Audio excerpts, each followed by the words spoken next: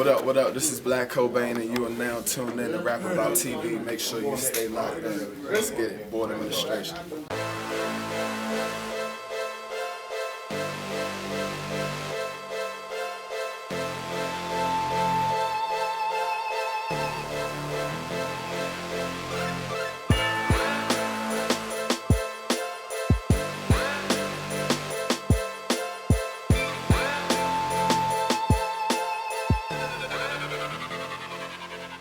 Welcome back to Rap About TV. We back here at Drake's Place, episode 6. Right now I got with me the face of VA's hip hop scene, the board administration's own Black Cobain, man. What's up, man? How you doing? I'm good, man. How are you, man? I'm coolin', man. Just got back down from Richmond. All right. We was putting in a little bit of work out there. Like shoot. We had a shoot, and we went and showed love out there. Got the DJ spin a couple of the records and all that. Yeah, footwork. Yeah. So you fired this 5 tapes ain't, man? Yeah. Hold on, where we at? You said now never. Now. Yeah, 5 tapes. It's 5 tapes. 5 tapes. How you like? What was the journey like? Where were you at then? Like your mindset for the first tape. Like, from that was like it was mostly fun. It was more organic. It was just like us having a good time. No business into it. No like politics. Right. It was that first one. Right. You know what I'm saying? I had a lot to talk about, and a lot of things that we was doing, I was putting it on record and just painting that picture and portraying to the people like what we was actually doing. Right. There was no pressure. You know what I'm saying? I think the farther that I got into the game, it was like more politics and things that you have to do that, you know what I'm saying, I wasn't accustomed to. So that was more of a fun place for me. Was you still in school at the time? Was I in school? Nah, I had finished. Oh, yeah, I had finished school. Okay. I graduated, and matter of fact, I was working.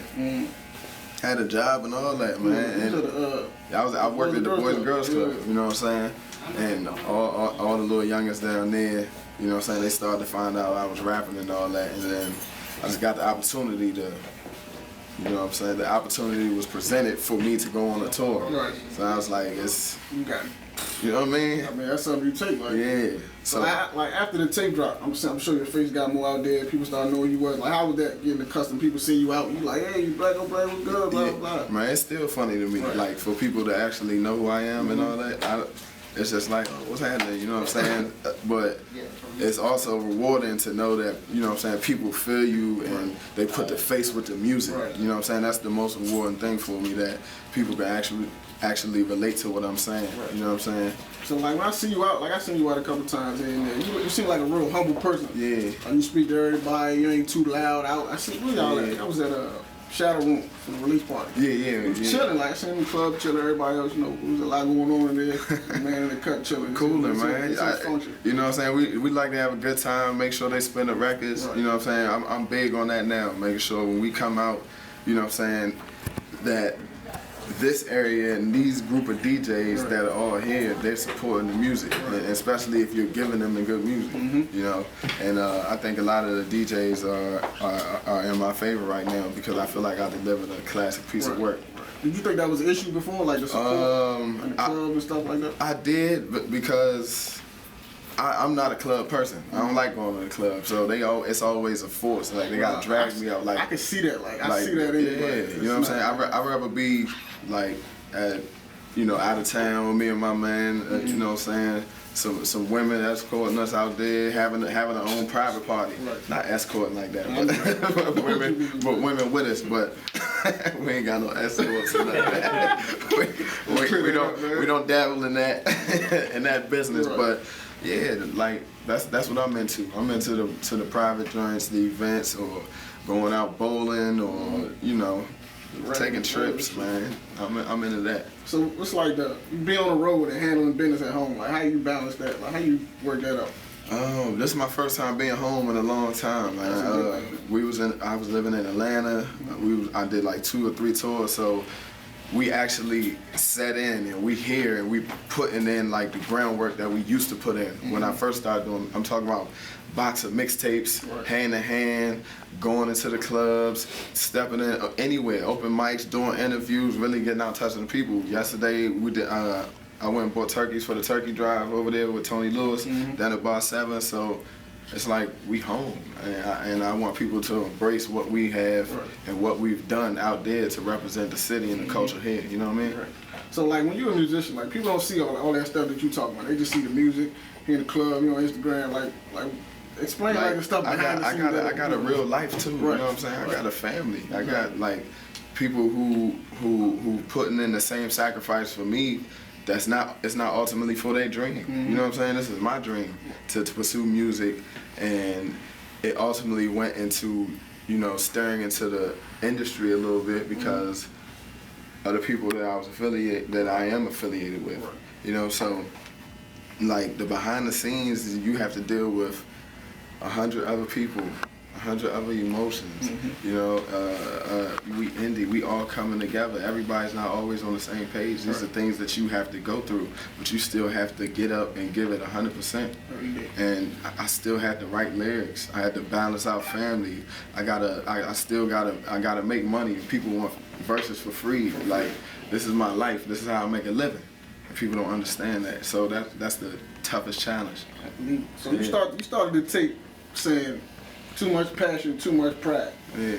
What do that mean? Like, that's a powerful statement. Like, you know what I'm saying? Elaborate on that a little bit. Like, I don't really look for no handouts. You know what I'm saying? I got a lot of passion. I think my music speaks for itself. I think I'm just as good as anybody out here rapping. You know, and I'm strong on that. So to open the mixtape with that, I felt like that was a statement. And for you to bring that up, that's something genuine, and I feel like you've really listened. I feel like you're listening. I feel like a lot of people don't do that. Right, you're probably right. You know what I'm saying? So you can hear the passion in my music. I'm opening it up. I'm letting people into my life. I'm letting people know what's going on with my day to day. A lot of people don't do that. A lot of people can't do that. They're afraid to do that. But that's the only way I know how to make music. And I'm letting y'all know that I have passion, and you can hear it in each and every verse that I spit, because everything I'm saying is real. You know what I'm saying? I got too much pride to let anybody think that I can't get this on my own. Like, I'm a man. I got to stand on my own too. So this tape I'm bringing in y'all, this is good as anything that's out there.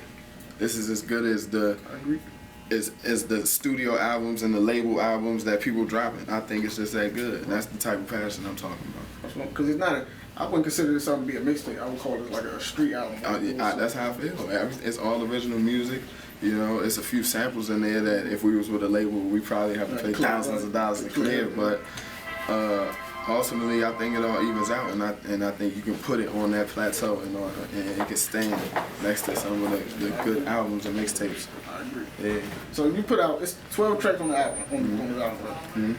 Like, why you make it so condensed? I feel like that's a good thing for me personally. My reason is when people put out too much music on a body of work, it's hard for people to listen to the whole thing. Yeah. They don't have the attention span that want to hit 19, 20. Yeah, exactly. People put out so much music, and people's attention span is like this. Every day somebody's dropping music. So every day people's attention is getting shifted.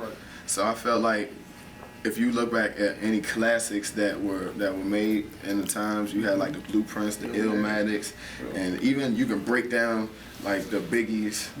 Even though it was a double disc, it was 12 records like that stuck. You could pick what CD, but all the classic albums were short, and it left the listener on the edge of their seat. It was like, man, that was so good. Like, I wanted to hear more.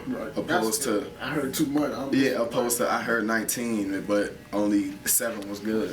You know, so we took our time with this. We took our time with each record, and when we put it together, we knew we had like classic material. But this seemed like your most honest and like personal take to me. Yeah, absolutely. Cheers was a fun time. You know what I'm saying? Like, I was on my second tour. I was like opening up, doing 30-minute sets like in front of thousands of people, you know what I'm saying? Then I got the chance to go to London. Like, I'm a little dude from Alexandria, VA, grew up in Providence, grew up around the way just like anybody else, and I'm out in London. I never thought I'd be talking about getting my passport stamped and all that. Like, I just got my passport. You know what I'm saying? So that was celebration time, you know what I'm saying? I was out in London getting paid to be on a mic with Mark Ronson for a month. They paying me, gave me an apartment and all that. I came back, I was on the high. I'm like, man, we celebrate. I was drinking every night. We was out, you know what I'm saying, messing with the women. Oh, man, in London? Right. Like, what am I doing? That's how I was thinking. So that's why Cheers was that type of record. It was a lot of fun records on there.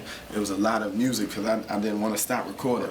You know what I'm saying? So with this one, I came home and I was faced with a lot of things.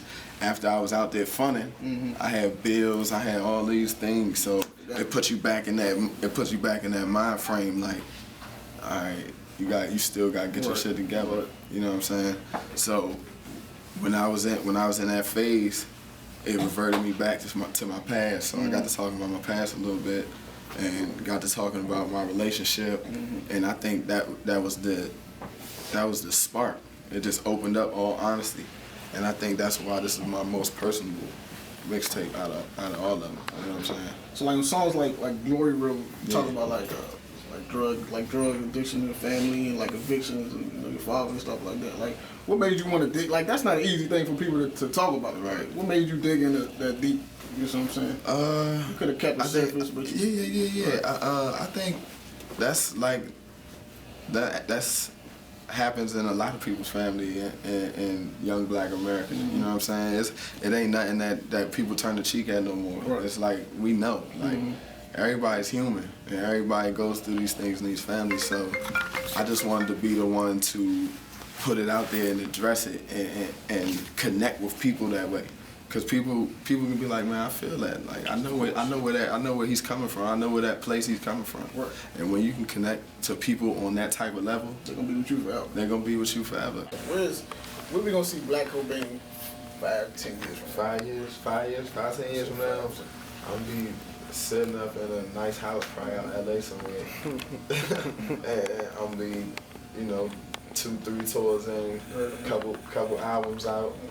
And I'm be doing it how everybody else doing it. It ain't nothing but a hustle, it ain't hard. So we getting to it right now. All right, so this segment of the show, we open up questions to the floor. Anybody anything to ask Black Cobain or a discussion they want to bring up? I got a quick question. I understand you was out in London. How do they receive black American rappers in London and outside of the United States? Where do you want your music to be most influential? Out London, they perceive, they love our culture. You see a lot of people out there trying to dress like how we dress, talk like how we talk.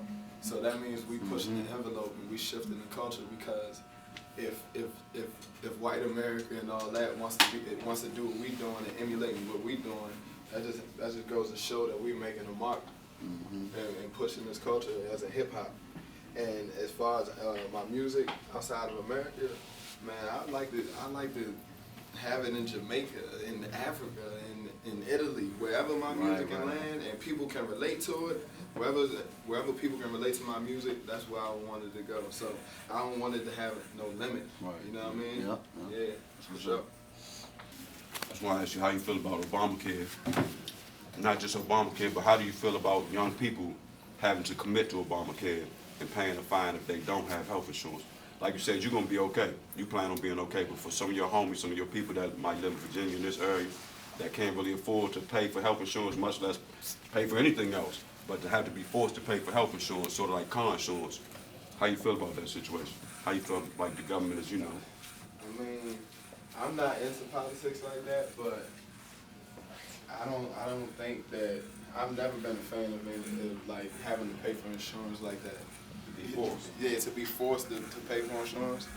Like I wouldn't support that, and I wish we could be like Canada. Like I really think that everybody needs insurance. Like I don't think that's fair that veterans and some young mothers and all them people have to struggle. While and people who have money are the most secure. Like that's as bad. Yeah, we should all be able to have free health care. Of course. Earlier in the interview, you spoke on tweeting your boss on Twitter. Yeah. And I know I tweet my favorite rapper's boss. Like, when you see that, how does that make you feel? That's an excellent feeling, you know what I'm saying? That just goes to show, like, people relate to you. It's like, they're tweeting that because it gives them a feeling. And that's genuine for me. That's me touching the people, you know what I'm saying? Touching my culture and letting them know that it's possible. Like, you can do that. You can be what you want to be. You know what I'm saying? All off of music. These are just my thoughts. This is what I'm going through, you know what I'm saying? So that's just a reflection of my hard work. And that's a beautiful feeling. For real, for sure. What artists did you grow up like listening to, and like who influences your music? Like, cause you know you hear different people's style. You know what I'm saying? You can listen to some people hear like Jay-Z, Eminem. Like, what artists, you know what I'm saying, did you listen to grow up on that made, you know what I'm saying, kind of made you the rapper that you are today? Early off, man, I used to listen to a lot of like down south rappers. You know what I'm saying? We used to listen to like 3 6 Mafia, Project Patch, Pimp C, 8 Ball, MJG, Scarface. I'm 27. Yeah. So we used to listen to all that, and then when I started to get older and be more of a fan of the hip hop side, that's when I started to go towards the Jay-Z's and the Tupacs and the Nas, and I used to like how they used to paint pictures. You know what I'm saying? The down south rappers, they used to paint pictures, but the up top rappers used to do it with like, you know, with different metaphors and a little bit more detail, and I got attracted to doing that. And I used to, you know, find myself writing, and when I used to be in classes, used to be like writing bars at the top of my paper, so I kind of like meshed those styles together. That's why I feel like I'm not in a box, because I was a fan of all types of music, you know what I'm saying? And my uncle, he introduced me to like alternative music at an early age. That's why I was a fan of the Nirvanas and the Aerosmiths and like those type of bands, and that's why I even had the name Cobain. Yeah, because I was attracted to Nirvana at an early age. Yeah. We appreciate you stopping through, man. I know you're busy, man. Appreciate you got stuff it. to do. Thanks for having me, man. No problem. Thanks for having me. Black Cobain, Ab Judah, RapAboutTV, man, episode 6. Yes, sir. We outside, man. RapAboutTV just finished up interview with my man Black Cobain right here. Call at him, man. Tell him where they can find you at. What's up, man? This is Black Cobain. Make sure you keep it locked at Black Cobain on Twitter, at Black Cobain on Instagram. I'm always active. Fuck with me, man. Perfect Contradiction now is out. Livemixtapes.com. Make sure you download that. Keep on supporting. Let's get it then, man.